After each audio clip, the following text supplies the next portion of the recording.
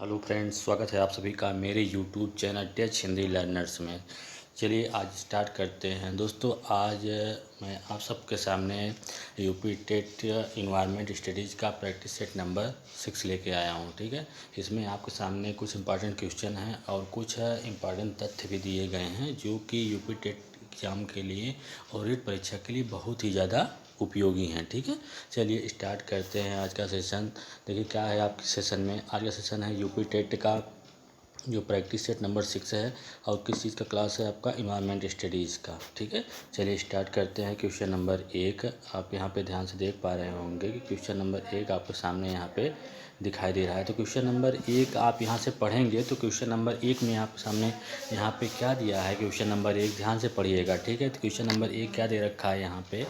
ये पूछ रहा है आपसे कि पर्यावरण दिवस किस तारीख को मनाया जाता है। ठीक है, तो क्या है आपका पर्यावरण जो दिवस होता है किस तारीख को मनाया जाता है। तो यहाँ पे दे रखा है 31 मार्च को, 23 सितंबर, 25 मई या 5 जून। तो जो आपका पर्यावरण दिवस है वो किस दिन मनाया जाता है, वो 5 जून को मनाया जाता है। ठीक है, पर्यावरण दिवस 5 जून को मनाया जाता है। अगर आपसे पूछ लेता है कि पर्यावरण दिवस जो 2018 को मनाया गया था, 2018 को पर्यावरण दिवस जो मनाया गया था उसकी थीम क्या थी, थीम क्या था, तो उसका थीम क्या था, प्लास्टिक प्रदूषण को समाप्त करना। क्या था, प्लास्टिक प्रदूषण को समाप्त करना। प्लास्टिक प्रदूषण होता है ना, प्लास्टिक प्रदूषण को समाप्त करना।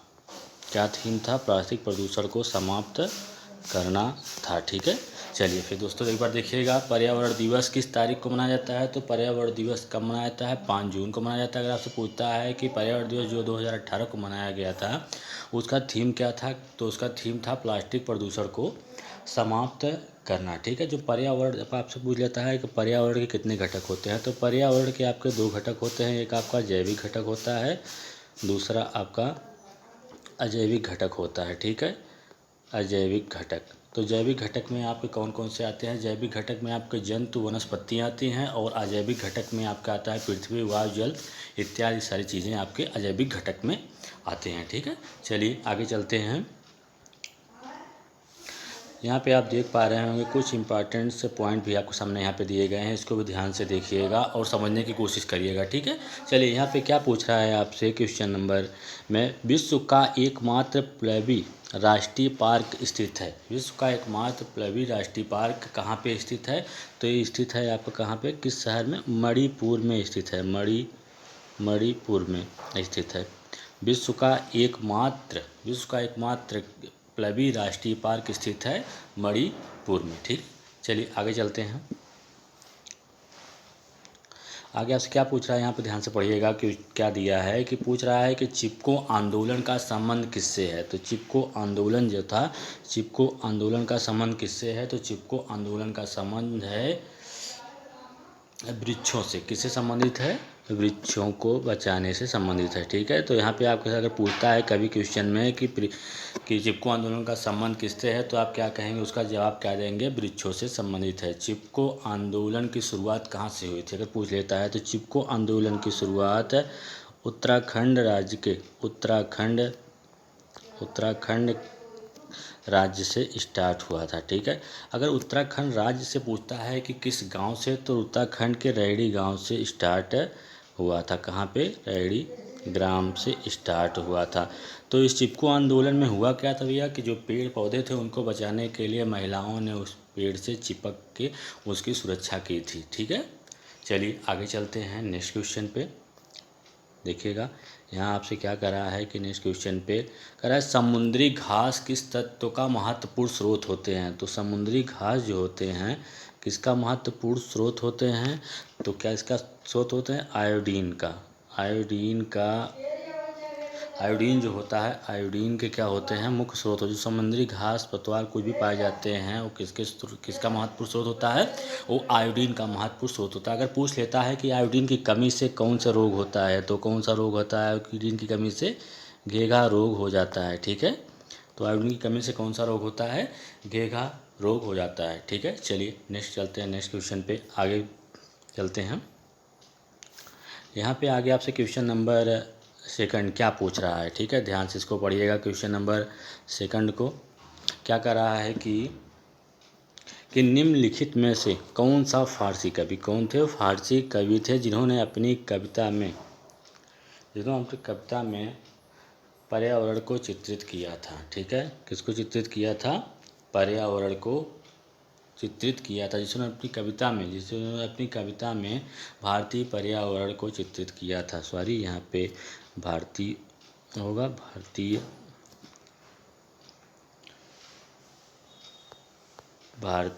क्या होगा? भारतीय पर्यावरण को। फिर पढ़िएगा क्वेश्चन को एक बार। निम्नलिखित में से कौन सा फारसी का प्रथम कवि था जिसने अपनी कविता में भारतीय पर्यावरण को चित्रित किया था? तो कौन से कवि थे? अमीर खुसरो थे, अमीर हसन थे, अबू तालिब कलीम थे, फैजी थे। तो इसमें से जो आपका राइट आंसर होगा क्या होगा? अमीर खुसरो ने अपनी कविता में भारतीय पर्यावरण को चित्रित किया था। ठीक है, चलते हैं नेक्स्ट क्वेश्चन पे। यहाँ से ध्यान से देखिएगा, क्वेश्चन नंबर 3 आपको सामने दिखाई दे रहा है। इस क्वेश्चन को पढ़िएगा। क्या कह रहा है इस क्वेश्चन में? पर्यावरण अध्ययन में क्षेत्र भ्रमण का मुख्य उद्देश्य क्या होता है? क्षेत्र भ्रमण का मुख्य उद्देश्य क्या होता है? पिकनिक मनाना, मनोरंजन, प्रत्यक्ष ज्ञान, सरकारी योजनाओं का निर्वाह। तो क्या होता है? पर्यावरण अध्ययन में क्षेत्र भ्रमण पर ले जाने से जो भी चीज़ हम देखते हैं उसका हमको क्या होता है? प्रत्यक्ष अनुभव होता है। तो यहाँ पे आप कह सकते हैं कि पर्यावरण अध्ययन के क्षेत्र में क्षेत्र भ्रमण का मुख्य उद्देश्य क्या होता है? प्रत्यक्ष ज्ञान होता है। क्या होता है? प्रत्यक्ष ज्ञान होता है। ठीक है, चलिए आगे चलते हैं। यहाँ पे ध्यान से देखिएगा आगे क्या कह रहा है कि चलिए यहाँ पढ़िएगा इसको। क्या कह रहा है? पाउवी वन्य जीव अभ्यारण्य अवस्थित है। पाउवी जो वन्य जीव अभ्यारण्य है वो कहाँ पे स्थित है? तो अगर आपसे पूछता है कि पाउवी वन्य जीव अभ्यारण्य अवस्थित है तो कहाँ पे अवस्थित है? अरुणाचल प्रदेश में। कहाँ पे? अरुणाचल प्रदेश में स्थित है। कहाँ पे? अरुणाचल प्रदेश में स्थित है। कौन सा अभ्यारण्य? पाउवी वन्य जीव अभ्यारण्य कहाँ पे स्थित है? अरुणाचल प्रदेश में। ठीक है, चलिए आगे चलते हैं। यहाँ पे आपसे क्या पूछ रहा है कि भारत में हरित क्रांति का जनक किसे कहा जाता है? तो भारत में हरित क्रांति के जनक कौन थे? एम.एस. स्वामीनाथन। कौन थे? एम.एस. स्वामीनाथन थे। कौन थे? एम.एस. स्वामीनाथन थे। स्वामीनाथन थे, सॉरी, हाँ, कौन थे? एम.एस. स्वामीनाथन थे। एम.एस. स्वामीनाथन क्या थे?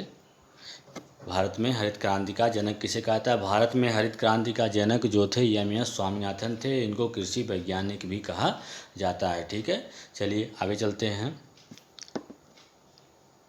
यहाँ पे आपसे क्या पूछ रहा है कि ध्यान से पढ़िएगा, टाइगर राज्य किसे घोषित किया गया? अगर आपसे पूछता है कि टाइगर राज्य किसे घोषित किया गया, किस राज्य को टाइगर राज्य के नाम से जाना जाता है, तो आप यहाँ पे कह सकते हैं कि मध्य प्रदेश जो राज्य है, मध्य प्रदेश, उसको किस नाम से जाना जाता है? टाइगर स्टेट या टाइगर राज्य के नाम से भी जाना जाता है। ठीक है, चलिए आगे चलते हैं। नेक्स्ट क्वेश्चन नंबर 4 आपके सामने यहाँ पे दे रखा है। क्वेश्चन नंबर 4 में क्या कर रहा है?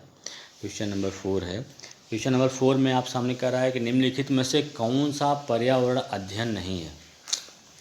चलिए भाई, इसको भी ध्यान से देखिएगा, बहुत ही वेरी मोस्ट इम्पॉर्टेंट क्वेश्चन है। ध्यान से पढ़ने की कोशिश करिएगा, समझने की कोशिश करिएगा। निम्नलिखित में से कौन सा पर्यावरण अध्ययन नहीं है? मानव, सौरमंडल, वायुमंडल और जलमंडल। जो कि आपका पर्यावरण अध्ययन के अंतर्गत आपका क्या आता है? वायुमंडल भी आ जाता है, जलमंडल भी आता है, मानव मंडल भी आता है। जबकि सौरमंडल जो है वो पर्यावरण अध्ययन के अंतर्गत नहीं आता है। तो इसका जो आपका राइट आंसर होगा कौन सा होगा? सौरमंडल इसका राइट आंसर हो गया। अगर आपसे क्वेश्चन में पूछ लेता है कि जो जलमंडल है और वो क्या होता है, तो आप यहाँ पे आप बता सकते हैं कि जलमंडल जो होता है, पृथ्वी पर 7 महाद्वीप पाए जाते हैं। जलमंडल के बारे में बताते हैं कि पृथ्वी जो होती है, पृथ्वी पे 7 महाद्वीप पाए जाते हैं। कितने महाद्वीप हैं? 7 महाद्वीप पाए जाते हैं पृथ्वी पे हमारे। और क्या कहता है, पृथ्वी का 71% भाग जो है पृथ्वी का, वो क्या है आपका? जल से ढका हुआ है। ठीक है, अगर आपसे पूछता है कि कितना % जल जो है आपका पीने योग्य होता है, तो आप कह सकते हैं 1% से भी कम, मतलब 0.68 8% जो जल होता है वो क्या होता है, मात्र पीने योग्य होता है। ठीक है, फिर से एक बार देखिएगा क्वेश्चन को, निम्नलिखित में से कौन सा पर्यावरण अध्ययन नहीं है? तो मानव, सौर मंडल, वायुमंडल और जल मंडल। इसमें जो आपका राइट आंसर होगा वो क्या होगा, आपका सौर मंडल होगा। अगर आपसे जल मंडल के बारे में पूछता है तो पृथ्वी पर 7 महाद्वीप होते हैं, जिसमें से आपका 71% जो होता है, 71% भाग जो होता है वो क्या होता है, आपका जल से ढका हुआ होता है। लेकिन जिसमें से जो आपका पीने योग्य जल होता है, मात्र 1% से भी कम जल जो होता है वो पीने योग्य होता है। ठीक है, चलिए आगे चलते हैं नेक्स्ट क्वेश्चन पे, देखिएगा ध्यान से। क्वेश्चन नंबर 5 यहाँ आपके सामने दिखाई दे रहा है। तो क्वेश्चन नंबर 5 आपसे क्या पूछ रहा है भैया, देखिएगा इसको। कह रहा है पृथ्वी का अपमार्जक कौन होता है? तो पृथ्वी के अपमार्जक आपके जीवाणु होते हैं, जीवाणु, या पहला ऑप्शन दे रखा है यहाँ पे जीवाणु, दूसरा ऑप्शन होता है मृदा व जल, थर्ड दिया है पशु, फोर्थ दिया है आपका पक्षी। तो पृथ्वी के जो अपमार्जक होते हैं, अर्थात कहने का मतलब है जो सड़े गले या पदार्थों का सेवन करते हैं या अपघटन का कार्य करते हैं, वो कौन से होते हैं, जीवाणु और कवक होता है। कौन सा होता है, जीवाणु और कवक होते हैं जो पृथ्वी के अपमार्जक होते हैं। ठीक है, अगर आपसे पूछता है कि पृथ्वी का अपमार्जक कौन है, तो पृथ्वी का अपमार्जक कौन होते हैं, जीवाणु और कवक जो होते हैं वो पृथ्वी के अपमार्जक होते हैं। ठीक है, चलिए आगे चलते हैं। आगे चलते हैं, यहाँ पे देखिएगा क्या पूछा है कि हरियाली योजना, जो हरियाली योजना था, नाम तो सुना होगा आपने, हरियाली योजना संबंधित है। हरियाली योजना जो है वो किससे संबंधित है? तो हरियाली योजना का संबंध किससे है, जल प्रबंधन से। किससे है, जल प्रबंधन से संबंधित है। कौन सी योजना, हरियाली योजना का संबंध किससे है, जल प्रबंधन से है। ठीक है, चलिए नेक्स्ट क्वेश्चन पे, यहाँ पे आपसे नेक्स्ट क्वेश्चन क्या पूछ रहा है कि उर्वरक के अधिक उपयोग से क्या होता है? भैया अगर किसी भी जगह पे आप उर्वरक का ज़्यादा मात्रा में यूज करेंगे तो उससे कई प्रकार के प्रदूषण उत्पन्न होते हैं। जैसे आपका कौन कौन सा प्रदूषण हो सकता है, जिससे आपका मृदा प्रदूषण हो सकता है, मृदा प्रदूषण होता है।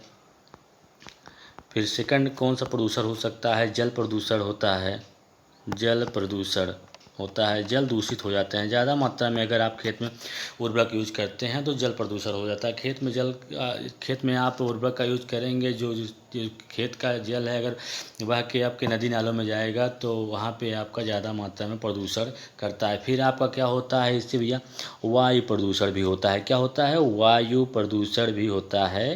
किससे, वायु प्रदूषण, वायु प्रदूषण भी होता है। किससे, उर्वरक के अधिक उपयोग से क्या क्या हो सकता है, मृदा प्रदूषण होता है, जल प्रदूषण होता है और वायु प्रदूषण होता है। किससे, उर्वरक के अधिक इस्तेमाल करने से। ठीक है, चलिए नेक्स्ट क्वेश्चन पे चलते हैं। नेक्स्ट क्वेश्चन, चलिए भैया नेक्स्ट क्वेश्चन देखिएगा। यहाँ पे नेक्स्ट क्वेश्चन क्या कर रहा है, नेक्स्ट क्वेश्चन कर रहा है यहाँ पे कि धूल प्रदूषण को कम करने के लिए उपयुक्त वृक्ष। चलिए ये भी आपका इम्पॉर्टेंट है। धूल प्रदूषण जो होता है, धूल प्रदूषण को कम करने के लिए किस प्रकार के वृक्ष महत्वपूर्ण होते हैं? ठीक है, कौन से वृक्ष होते हैं, जो सीता वृक्ष होता है एक, और दूसरा कौन सा वृक्ष होता है, अशोक का वृक्ष जो होता है, वो धूल प्रदूषण को कम करने के लिए उपयोगी होते हैं। ठीक है, फिर से आपसे कोई पूछता है धूल प्रदूषण को कम करने के लिए उपयुक्त वृक्ष कौन से होते हैं, तो सीता वृक्ष होता है। दूसरा का कौन सा होता है, दूसरा कौन सा होता है, अशोक का वृक्ष जो होता है वो धूल प्रदूषण को कम करने के लिए उपयुक्त होता है। ठीक है, चलिए आगे चलते हैं। यहाँ देखिएगा क्या कर रहा है, प्रसिद्ध पर्यावरणविद सुंदरलाल बहुगुणा किस काम के लिए जाने जाते हैं? देखिए, जो प्रसिद्ध पर्यावरणविद सुंदरलाल बहुगुणा है, नाम तो आपने सुना होगा कि सुंदरलाल बहुगुणा। सुंदरलाल बहुगुणा जो हैं वो किस काम के लिए जाने जाते हैं? तो सुंदरलाल बहुगुणा जो होते हैं वो किसके लिए जाने जाते हैं, चिपको आंदोलन के लिए जाने जाते हैं। किसके लिए जाने जाते हैं भैया, चिपको आंदोलन, चिपको आंदोलन के लिए जाने जाते हैं।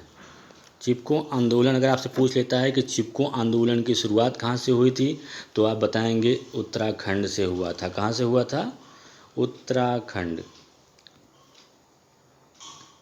उत्तराखंड के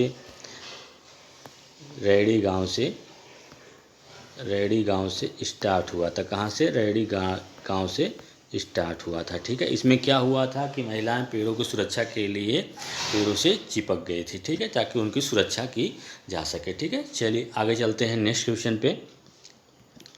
देखिएगा यहाँ से ध्यान से, क्वेश्चन नंबर नेक्स्ट क्या कर रहा है आपसे। क्वेश्चन नंबर नेक्स्ट में पूछा है कि NEA से आश्चर्य क्या है। मतलब NEA जो होता है उसका फुल फॉर्म क्या होता है, या NEA का मतलब क्या होता है। ठीक है, तो यहाँ देखिएगा NEA का मतलब जो होता है क्या होता है। ऑप्शन में दे रखा है कि नेशनल इंक्वायरी एक्ट होता है, नेशनल इन्वायरमेंट अथॉरिटी होता है, नेशनल एग्जामिनेशन एजेंसी होता है, कि नेशनल इवेंट एसोसिएशन होता है। तो जो इसका आपका राइट आंसर होगा वो क्या होगा, नेशनल इन्वायरमेंट अथॉरिटी। जो इसका राइट आंसर होगा ऑप्शन नंबर सेकंड जो है वो राइट आंसर होगा। किसका, NEA का फुल फॉर्म। ठीक है, चलिए आगे चलते हैं। क्वेश्चन नंबर 7 आपके सामने यहाँ पे दिखाई दे रहा होगा। क्वेश्चन नंबर 7 में क्या पूछ रहा है कि सतत विकास के लिए आवश्यक है। सतत विकास के लिए आवश्यक है, नंबर 1 ऑप्शन दे रखा है कि जैविक विविधता का संरक्षण करना, प्रदूषण का निरोध एवं नियंत्रण करना, निर्धनता को घटाना। सभी जो सतत विकास के लिए आवश्यक हैं वो क्या हैं, आपके उपरोक्त सभी होते हैं। ठीक है, सतत विकास के लिए सभी चीज़ें आवश्यक होती हैं। कौन कौन सी, जैविक विविधता का संरक्षण करना, प्रदूषण नियंत्रित करना, निर्धनता को घटाना। उपरोक्त सभी जो होते हैं वो आपके राइट आंसर हो सकते हैं। ठीक है, राइट आंसर हैं भी। ठीक है, चलिए क्वेश्चन नंबर आगे चलते हैं, ध्यान से पढ़िएगा। क्या दे रखा है यहाँ पे, अंटार्कटिका में भारत के कितने शोध केंद्र हैं। कितने शोध केंद्र अंटार्कटिका में भारत के। यहाँ पे देख रहे होंगे आपके सामने, यहाँ पे पूछ क्या रहा है, पढ़िएगा। अंटार्कटिका जो होता है, अंटार्कटिका में भारत के कितने शोध केंद्र हैं। तो अंटार्कटिका में भारत के शोध केंद्र आपके 3 हैं। कितने शोध केंद्र हैं, 3 शोध केंद्र हैं। अगर आपसे पूछता है कौन कौन से शोध केंद्र हैं तो आप क्या बताएंगे, पहला क्या बताएंगे, दक्षिण गंगोत्री। कौन सा है, दक्षिण गंगोत्री है। सेकंड क्या है, सेकंड है मैत्री है। और थर्ड क्या है आपका, थर्ड है भारती। क्या है, भारती। ये हैं आपके भारत में शोध केंद्र। कौन कौन से शोध केंद्र हैं, दक्षिण गंगोत्री है, मैत्री है, और तीसरा क्या है आपका, भारती है। ठीक है, चलिए आगे चलते हैं क्वेश्चन नंबर नेक्स्ट पे। यहाँ पे देखिएगा क्या आपसे पूछ रहा है, पढ़िएगा इसको ध्यान से एक बार। कह रहा है कि वाहनों जो वाहन होते हैं, मोटर व्हीकल्स हो गया या गाड़ी हो गया, क्या होता है उसमें, वाहनों में पेट्रोल के जलने से कौन सी धातु, जब पेट्रोल जलता है या यूज होता है तो कौन सी धातु उसमें से निकलती है, जो कि वायु को प्रदूषित करती है। तो उसमें से जो आपकी धातु निकलती है कौन सी धातु होती है, लेड। मतलब शीशा जो होता है वो निकलता है, जो कि वायु को अधिक मात्रा में प्रदूषित करता है। ठीक है, वाहनों में पेट्रोल के जलने से कौन सी धातु वायु को प्रदूषित करती है, तो कौन सी धातु होती है, लेड होता है, जो कि आपके वायु को अधिक मात्रा में प्रदूषित करती है। ठीक है, चलिए आगे चलते हैं नेक्स्ट क्वेश्चन पे। यहाँ आपसे क्या पूछ रहा है कि 29 नवंबर को किस दिवस के रूप में मनाया जाता है। चलिए यहाँ पे क्वेश्चन क्या पूछ रहा है कि 29 दिसंबर जो डेट है उसको किस दिवस के रूप में मनाया जाता है। तो किस दिवस के रूप में मनाया जाता है, विश्व शौचालय दिवस के रूप में मनाया जाता है। किस रूप में मनाया जाता है, विश्व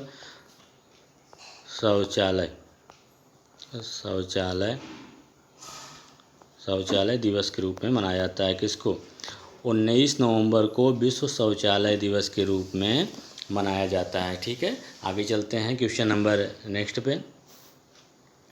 यहाँ पे क्वेश्चन नंबर 8 दे रखा है। यहाँ पे क्वेश्चन नंबर 8 में क्या पूछ रहा है आपसे, ध्यान से देखिएगा। कह रहा है कि जिस रूप से पौधे नाइट्रोजन प्राप्त करते हैं वो क्या होता है। जिस रूप से पौधे नाइट्रोजन प्राप्त करते हैं वह होता है, क्या होता है, नाइट्रिक ऑक्साइड, नाइट्रेट, अमोनिया या नाइट्राइट। क्या होता है, जिस रूप में पौधे नाइट्रोजन प्राप्त करते हैं वो क्या होता है आपका, इसमें जो राइट आंसर होगा क्या होगा, नाइट्रेट के रूप में पौधे जो होते हैं वो नाइट्रोजन को प्राप्त करते हैं। जो मनुष्य होते हैं वो क्या करते हैं, नाइट्रोजन को डायरेक्ट यूज कर लेते हैं, लेकिन जो आपके पेड़ पौधे होते हैं उसको नाइट्रोजन को डायरेक्ट यूज नहीं कर पाते हैं, तो नाइट्रेट के रूप में उसको प्राप्त करते हैं। ठीक है, चलिए नेक्स्ट क्वेश्चन पे चलते हैं। क्वेश्चन नंबर 9 पे जाने से पहले यहाँ पे कुछ और इम्पॉर्टेंट क्वेश्चन दिए गए हैं जो वन लाइनर हैं, उसको भी थोड़ा ध्यान से देखने की कोशिश करिएगा। यहाँ पे क्या पूछ रहा है आपसे क्वेश्चन में, क्वेश्चन पूछ रहा है कि सूर्य के किन किरणों को ओजोन गैस सोख लेती है और पृथ्वी की सतह को अत्यधिक गर्म होने से बचाती है। तो किन किरणों को क्या करता है, पराबैंगनी किरणें जो होती हैं उनको जो ओजोन गैस होता है वो ओजोन परत भी बोल सकते हैं, ओजोन गैस होता है वो पराबैंगनी किरणों को क्या करती है, सोख लेती है, ताकि जो होता है कि पृथ्वी की सतह को अत्यधिक गर्म होने से बचाया जाए। किन किरणों को, पराबैंगनी किरणों को क्या करती है, सोख लेती है। पराबैंगनी किरणें होती हैं उनको क्या करता है, पराबैंगनी किरणों को सोख लेता है, ताकि जो होता है क्या होता है, पृथ्वी की सतह को अत्यधिक गर्म होने से बचाया जाए। अगर आपसे पूछता है कि ओजोन संरक्षण दिवस, या आपसे पूछ लिया कि ओजोन की जो मोटाई होती है उसको नापने के लिए किसका यूज़ करते हैं, तो जो डासबल जो इकाई होती है उसका यूज़ करते हैं ओजोन की परत की मोटाई को नापने के लिए। ठीक है, चलिए आगे चलते हैं नेक्स्ट क्वेश्चन पे। यहाँ पे क्या दे रखा है कि पढ़िएगा, इसको इम्पॉर्टेंट पॉइंट दे रखा है, कह रहा है कि पर्यावरण संरक्षण को समर्पित दिवस, पर्यावरण संरक्षण के उद्देश्य के लिए जो भी दिवस मनाए जाते हैं उनके बारे में यहाँ पे थोड़ा सा चर्चा दिया गया, उसको थोड़ा ध्यान से देखने की कोशिश करिएगा कि किस किस देश को कौन सा पर्यावरण संरक्षण दिवस मनाया जाता है। ठीक है, तो यहाँ पे पहला क्या दे रखा है, विश्व जल दिवस कब मनाया जाता है। विश्व जल दिवस जो है वो कब मनाया जाता है, 22 मार्च को मनाया जाता है। ठीक है, क्या है आपका, विश्व मौसम दिवस कब मनाया जाता है, विश्व मौसम दिवस जो है 22 मार्च को मनाया जाता है। ठीक है, विश्व पृथ्वी दिवस कब मनाया जाता है, तो कब मनाया जाता है, 22 अप्रैल को विश्व पृथ्वी दिवस मनाया जाता है। विश्व धरोहर दिवस कब मनाया जाता है, वो 28 अप्रैल को मनाया जाता है। ठीक है, विश्व पर्यावरण दिवस कब मनाया जाता है, विश्व पर्यावरण दिवस जो है वो 5 जून को मनाया जाता है। ठीक है, फिर आगे क्या कह रहा है कि वन महोत्सव दिवस कब मनाया जाता है, वन महोत्सव दिवस 1 जुलाई को मनाया जाता है। हिरोशिमा दिवस कब मनाया जाता है, वो 6 अगस्त को मनाया जाता है। ठीक है, एक बार फिर से देख लीजिएगा, क्या कह रहा है कि विश्व जल दिवस कब मनाया जाता है, विश्व जल दिवस 22 मार्च को मनाया जाता है। विश्व मौसम दिवस कब मनाया जाता है, 23 मार्च को मनाया जाता है। पृथ्वी दिवस कब मनाया जाता है, 22 अप्रैल को मनाया जाता है। विश्व धरोहर दिवस कब मनाया जाता है, 28 अप्रैल को मनाया जाता है। विश्व पर्यावरण दिवस 5 जून को होता है। वन महोत्सव कब मनाया जाता है, 1 जुलाई को। हिरोशिमा दिवस कब मनाया जाता है, 7 अगस्त को मनाया जाता है। ठीक है, चलिए आगे चलते हैं। आगे क्या करा है आपसे, क्वेश्चन पढ़िएगा। क्वेश्चन पूछ रहा है कि पर्यावरणीय निश्चयवाद के प्रतिपादक कौन थे, पर्यावरणीय जो निश्चयवाद है उसके प्रतिपादक कौन थे, उसके प्रतिपादक यहाँ पे आपके ऑप्शन दे रखा है, कार्ल रिटर थे, ग्रिफिथ टेलर थे, डेविस, या इसमें से कोई नहीं। तो जो इसका आपका राइट आंसर होगा क्या होगा, कार्ल रिटर जो हैं वो क्या थे, पर्यावरणीय निश्चयवाद के प्रतिपादक थे। ठीक है, चलिए आगे चलते हैं, क्वेश्चन नंबर नेक्स्ट पे चलते हैं। देखिएगा, क्वेश्चन नंबर नेक्स्ट पे जाने से पहले यहाँ पे कुछ और इम्पॉर्टेंट पॉइंट दिए गए हैं, उनको भी समझने की कोशिश करिएगा। क्या दे रखा है, आपसे पूछ रहा है यहाँ पे क्वेश्चन, पढ़िएगा। कौन सी गैस पृथ्वी पर वनस्पति तथा जंतुओं के लिए रक्षा कवच का कार्य करती है। तो कौन सी गैस जो है पृथ्वी पर वनस्पति तथा जंतुओं के लिए रक्षा कवच का कार्य करती है, तो कौन सी गैस होती है भैया, वो गैस है आपका ओजोन गैस। ओजोन गैस जो होती है रक्षा कवच की तरह कार्य करती है, किसका, पृथ्वी पर उपस्थित जीव जंतुओं का, क्योंकि वह पराबैंगनी किरणों को अवशोषित कर लेती है, जिससे वायुमंडल ज़्यादा गर्म नहीं हो पाता, ताकि बाकी सुरक्षित रहता है। ठीक है, चलिए आगे चलते हैं। आगे क्या कर रहा है, अशोक महान ने पेड़ लगवाए थे। अशोक महान जो थे उन्होंने पेड़ लगवाया था, किस लिए पेड़ लगवाया था, उन्होंने लोक हितार्थ के लिए पेड़ लगवाए थे। किसके लिए, लोक हितार्थ, ताकि लोगों के हित की रक्षा हो सके, उसके लिए उन्होंने वृक्ष लगवाए थे। ठीक है, चलिए आगे चलते हैं क्वेश्चन नंबर नेक्स्ट पे। पढ़िए, क्या कर रहा है, पर्यावरण किन अवयवों का सम्मिश्रण है, मतलब पर्यावरण जो होता है वो किस किस से मिलके बना होता है। अगर पूछ लिया तो पर्यावरण तो किस अवयव का सम्मिश्रण होता है, तो पर्यावरण कई अवयव का सम्मिश्रण होता है, जिसमें से आपके जैविक होते हैं, अजैविक होते हैं और होता है सांस्कृतिक। ठीक है, तो पूछता है कि किनका किनका मिश्रण होता है आपका पर्यावरण। पर्यावरण आपका होता है जैविक, अजैविक और सांस्कृतिक का क्या होता है, सम्मिश्रण होता है। ठीक है, तो जैविक घटक में आपको पता है आपको कौन कौन से आते हैं, पेड़ पौधे आते हैं, और अजैविक में आपका पृथ्वी हुआ, वायु हुआ, ये सारी चीज़ें आती हैं। ठीक है, चलिए आगे चलते हैं क्वेश्चन नंबर नेक्स्ट पे। क्वेश्चन नंबर नेक्स्ट पे जाने से पहले यहाँ पे थोड़ा सा और ध्यान दीजिएगा। क्या कह रहा है, विश्व की सर्वाधिक अवसाद का परिवहन करने वाली 2 नदियाँ। विश्व की कौन सी नदियाँ हैं जो सर्वाधिक अवसाद का परिवहन करती हैं। ठीक है, कौन सी नदी है, पहली नदी है आपकी येलो नदी है। येलो नदी कहाँ की है, येलो नदी ये है आपकी चीन की। और सेकंड कौन सी नदी है आपकी, गंगा नदी। गंगा नदी कहाँ की है, भारत की। ठीक है, तो अगर आपसे क्वेश्चन पूछता है कि भारत की सर्वाधिक अवसाद का परिवहन करने वाली 2 नदियाँ कौन सी हैं, तो आप बताएंगे एक नदी आपकी येलो नदी है जो कि चीन में बहती है, और सेकंड कौन सी है, गंगा नदी जो कि भारत में है। ठीक है, चलिए आगे चलते हैं। क्वेश्चन नंबर 10 यहाँ पे आपको दे रखा है, 10वां क्वेश्चन है। 10वां क्वेश्चन में आपसे क्या पूछ रहा है, यहाँ पे पढ़िएगा। 10वां क्वेश्चन कह रहा है कि पलाची माड़ा जो पर्यावरण की उपस्थिति के कारण चर्चा में था, वो कहाँ पे स्थित है। ठीक है, क्या फिर से पढ़िएगा। पलाची माड़ा जो पर्यावरण की उपस्थिति के कारण चर्चा में था, वो कहाँ पे अवस्थित है, कर्नाटक में, कोंकण में, केरल या तमिलनाडु। तो आपका जो पलाची माड़ा जो स्थान है वो पर्यावरण के उपस्थिति के कारण चर्चा में रहा, वो कहाँ पे अवस्थित है, वो आपका केरल राज्य में अवस्थित है। ठीक है, चलिए आगे चलते हैं। यहाँ पे क्या कर रहा है, वायु एक है। वायु क्या होती है, वायु एक प्रकार का मिश्रण होता है। ठीक है, क्या होता है, वायु एक प्रकार का मिश्रण होता है। कभी पूछता है कि वायु क्या है, तो आप बताएंगे वायु एक प्रकार का मिश्रण होता है। मिश्रण करने का मतलब कई प्रकार की गैसों से मिलके आपका वायु बना होता है। ठीक है, सुनामी की उत्पत्ति। नेक्स्ट क्वेश्चन क्या कर रहा है, नेक्स्ट क्वेश्चन ध्यान दीजिएगा। नेक्स्ट क्वेश्चन कह रहा है कि सुनामी की उत्पत्ति किसके द्वारा होती है। जो सुनामी आता है वो किसके कारण होता है। ठीक है, किसके कारण होता है, समुद्र के भीतर उत्पन्न होने वाले भूकंप।